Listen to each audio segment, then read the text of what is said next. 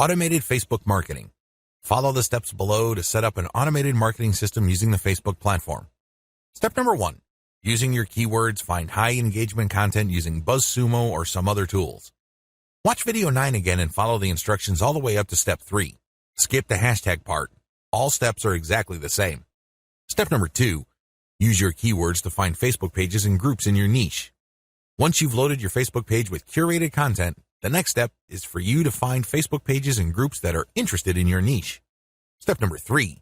Engage with other niche-related Facebook pages and groups.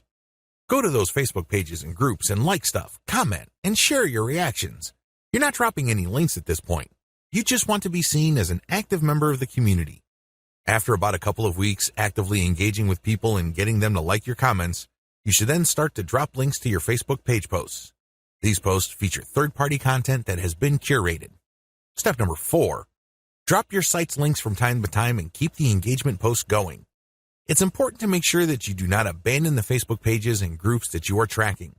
These are all directly related to your niche. You have to keep up your engagement with them and still be an active part of the community.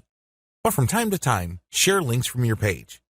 The strategy here is to get people to notice this content. If they like the content, they can click through to your page. If they notice that they like the content on your page, they can then like your page. Your end goal is to grow the amount of likes your page gets. Considering the fact that Facebook is actively reducing the influence of pages, you have your work cut out for you. However, if you do this right, you can build a solid and loyal following of niche fans using this technique.